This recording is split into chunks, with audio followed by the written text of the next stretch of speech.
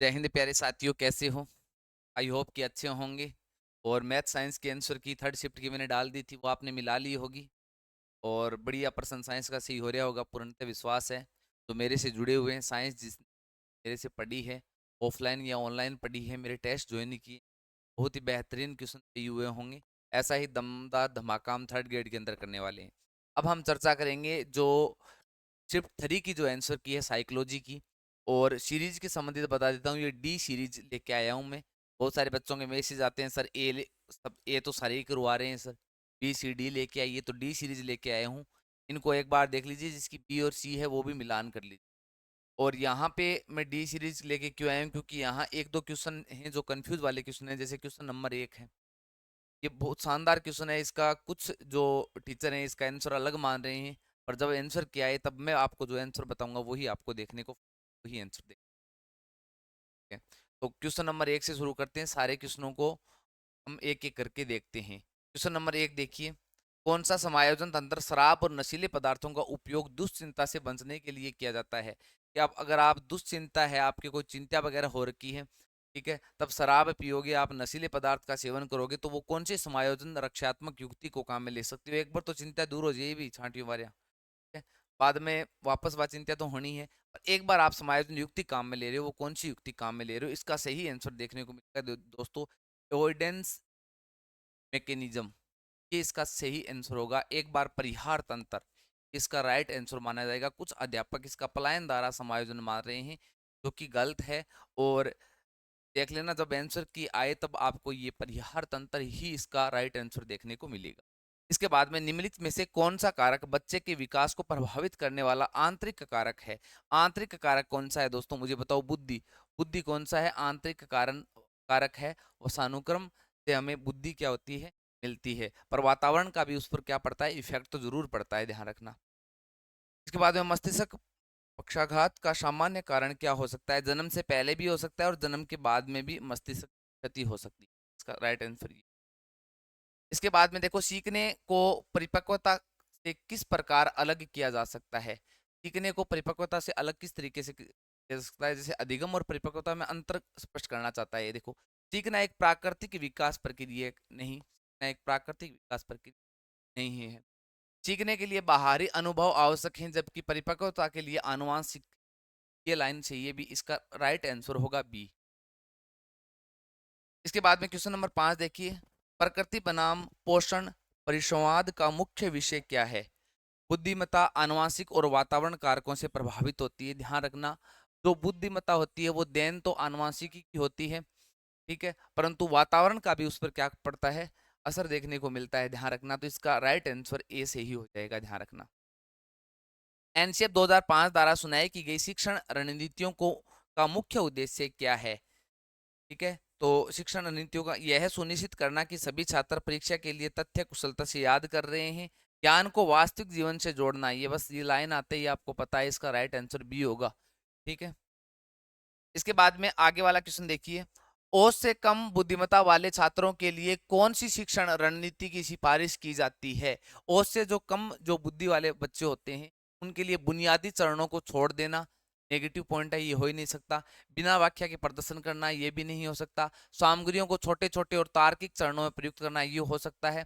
अभ्यासकारी अभ्यासों से बचना, ये नहीं हो सकता। तो इसका राइट आंसर होगा सी। इसके बाद में क्रियात्मक अनुसंधान में डेटा विश्लेषण के लिए कौन सा सांख्यिकी परीक्षण आमतौर पर उपयोग में लिया जाता है? ये ध्यान रखना, जो क्रियात्मक अनुसंधान है उसमें जो डेटा विश्लेषण किया जाता है ना, तब जो एक सांख्यिकी परीक्षण होता है जो कि काम में लिया जाता है, वो होता है कोरिलेशन की परीक्षण होता है, सह संबंध की परीक्षण होता है, ध्यान रखना। अंतःवैयक्तिक विभिन्नता का क्या अर्थ है? अंतःवैयक्तिक जो विभिन्नता है उसका क्या अर्थ है, मुझे बताओ। अंतःवैयक्तिक होता है, एक अंतरा होता है, ठीक है, इंट्रा होता है, एक इंटर होता है। इंट्रा होता है खुद व्यक्ति के भीतर, ठीक है, तो व्यक्तियों के भीतर जो विभिन्नताएं होती है वो इंट्रा होती है, ध्यान रखना। इंटर दूसरे व्यक्ति के संबंधित बात कर रहे हैं, वहां इंटर शब्द काम में लिया जाता है। कौन से कारक व्यवहार के अपेक्षाकृत स्थायी परिवर्तन लाते हैं? देखो भी, ये एनसीईआरटी बुक के अंदर है, अधिगम से प्रश्न पूछा गया है कि अपेक्षाकृत स्थायी परिवर्तन लाते हैं, वो ये ध्यान रखना, प्रशिक्षण और अभ्यास से ये आता है स्थायी परिवर्तन, अपेक्षाकृत स्थायी परिवर्तन आते हैं। इसके बाद में देखो कौन सी अवधारणा किसी मात्रा को मापने के लिए संख्यात्मक सूचकांक निर्दिष्ट करने के से संबंधित है। तो किसी मात्रा के संबंधित आ गया तो मापन इसका राइट आंसर हो जाएगा। ठीक है, तो ये वीडियो आप ज़्यादा से ज़्यादा अपने साथियों के साथ शेयर जरूर करें, और सब्सक्राइब तो आपने चैनल को कर ही दिया होगा, और साइको की बढ़िया आपको फ्री टेस्ट सीरीज आपको ऐप पर उपलब्ध करवा दी जाएगी, तो आप ऐप को भी डाउनलोड कर सकते हो, लिंक डिस्क्रिप्शन में मिल जाएगा। थर्ड ग्रेड के विभिन्न जो नोट्स हैं वो सारे के सारे मैं टेलीग्राम पर उपलब्ध करवा रखे हैं, और साथ साथ और जो नोट्स मुझे प्रोवाइड हो रहे हैं वो भी मैं आपको टेलीग्राम पर डालता रहता हूँ। ठीक है, अलग से मैंने एक और भी चैनल बना रखा है सिर्फ पीडीएफ के लिए, उसका लिंक इसी चैनल पर मिलेगा, जिसका लिंक आपको डिस्क्रिप्शन दे रखा है टेलीग्राम का। चलो देखो, तो कौन सा व्यक्तित्व इन्वेंट्री गुणों को मापने के लिए कारक विश्लेषण का उपयोग करता है? ये तो ध्यान ही रखना भी, केटल वाला है कारक विश्लेषण। आंतरिक संज्ञानात्मक भार का सबसे अच्छा उदाहरण क्या है? वहां बाह्य संज्ञानात्मक भार का पूछ लिया गया भी, कॉग्निटिव लोड के संबंधित ये प्रश्न, 2 प्रश्न आए हुए हैं दोनों शिफ्टों के अंदर। ठीक है, तो एक कार्य जिसके लिए कई उदाहरणों की आवश्यकता होती है, एक छात्र को जटिल तथ्यों को पहचानने के लिए संघर्ष करना पड़ सकता है, ये इसका राइट आंसर बी होगा। अगर लोड कर पड़ा हो दिमाग पर भी, या तो आप विचलित हो रखे हो, वो तो क्या हो जाएंगे, बाह्य कारक हो जाएंगे। ठीक है ना, बाह्य संज्ञानात्मक जो भार है ना, वो क्या हो जाएगा, जैसे आप विचलित हो रहे हो, आपको कोई कह रहा है सेकंड ग्रेड ही कर ले, कोई कह रहा है फर्स्ट ग्रेड ही कर ले, तब वहां तो आप विचलित हो रहे हो बाह्य कारकों से, तो वो उसका आंसर होगा। यहाँ आंतरिक कारक का पूछा गया है, जटिल तथ्यों को आप पढ़ रहे हो, ठीक है, जटिल तथ्यों को समझ रहे हो, उसमें समस्याएं आ रही है आपकी, ठीक है ना, संघर्ष देखने को मिल रहा है, वहां आपको एक्स्ट्रा लोड आपको झेलना पड़ेगा, ध्यान रखना। 14 नंबर क्वेश्चन में देखो, बुद्धिमत्ता का कौन सा प्रकार व्यक्ति की स्वयं की भावनाओं और उद्देश्यों को समझने के लिए संबंधित है? स्वयं की भावनाओं को, इंट्रा इंट्रा कहाँ है देख लो, इंग्लिश में देख लो, अभी हिंदी अभी।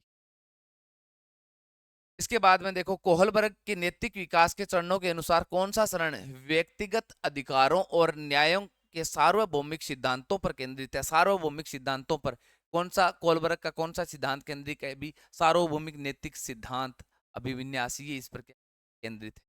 उपलब्धि परीक्षण बनाने में पहला कदम क्या रखते हैं? सबसे पहले जो कदम होता है वो ध्यान रखना, सबसे पहले उद्देश्यों की पहचान की जाती है, ये ध्यान रखना। उपलब्धि परीक्षण के चरण होते हैं जिसमें पहला चरण ये है, और मैंने कहा था कि उपलब्धि परीक्षण से अगर प्रश्न पूछा जाएगा तो यहाँ से ही पूछा जाएगा, इसके चरण से।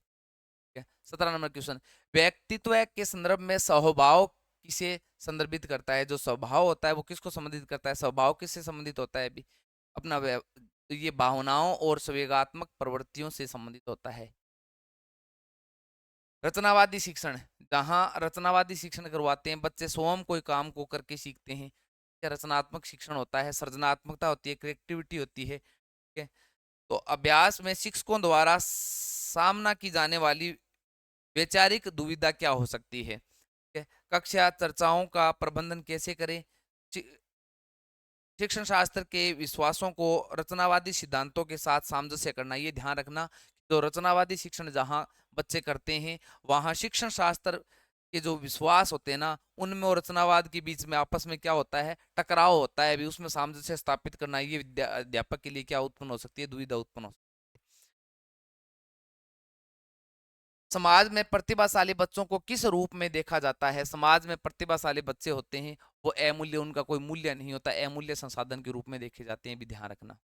मूल्यांकन प्रक्रिया में रूब्रिक्स, रूब्रिक्स का मतलब होता है दोस्तों मानदंड। ठीक है, मानदंड होता है। रूब्रिक कैसे लाभकारी होते हैं? ठीक है, वे विस्तृत प्रक्रिया को समाप्त करने के मूल्यांकन को सरल बनाते हैं, वे शिक्षकों के सभी प्रकार के मूल्यांकन को प्रतिस्थापित करते हैं, वे केवल अंतिम श्रेणी पर जोर देते हैं, वे छात्रों के प्रदर्शन का मूल्यांकन करने के लिए स्पष्ट मानदंड, मानदंड नाम आ गया रूब्रिक्स के संबंधित, ध्यान रखना मानदंड, ये डी ऑप्शन सी हो जाएगा इसका।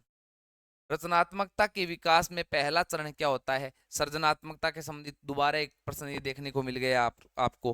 ठीक है ना, ये देखो क्रिएटिविटी के संबंधित प्रश्न है, रचनात्मकता या सृजनात्मक ये की है। पहला चरण कौन सा होता है? अभी सबसे पहले क्या होती है, तैयारी करनी होती है, ध्यान रखने वाली बात है, तैयारी का चरण होता है, प्रिपरेशन होता है, स्टेज ऑफ प्रिपरेशन। बच्चा शुरुआत में अपनी भावनाओं को भाषा के माध्यम से कैसे व्यक्त करता है? अभी सबसे पहले तो रोना और ध्वनि के माध्यम से ऐसे ही करता है। इसके बाद में देखो, कॉन्सेप्ट मैप की प्राथमिक संरचना क्या होती है? कॉन्सेप्ट मैप होता है ना, कॉन्सेप्ट मैपिंग होता है। ठीक है, उसकी जो प्रारंभिक जो प्राथमिक जो संरचना होती है वो इसका राइट आंसर होगा। लेबल वाले जो जो नोड्स होते हैं और कनेक्टिंग लाइंस होती है ना, वो इसका राइट आंसर होगा। ध्यान रखना, कॉन्सेप्ट मैपिंग आपने पढ़ा होगा साइको के अंदर, ठीक है, कि एक अध्यापक सबसे पहले बच्चों को बना पढ़ाने के से संबंधित वो किस तरीके से मैपिंग करके पढ़ाता है, वो कॉन्सेप्ट मैपिंग होती है। उसमें जो पहला जो प्राथमिक जो संरचना होती है वो लेबल वाले नोड होते हैं। ये ध्यान रखने वाली बात है। प्याजे के संज्ञानात्मक विकास के चरणों के अनुसार बच्चे किस चरण में ये वस्तु स्थायित्व का गुण, ये तो बहुत बार प्रश्न पत्रिकाओं में आया हुआ है, पीछे पूछा हुआ है। ये सेंसर ये होता है, मोटर स्टेज होता है, सेंसरी मोटर स्टेज होता है, संवेदी मोटर चरण। ठीक।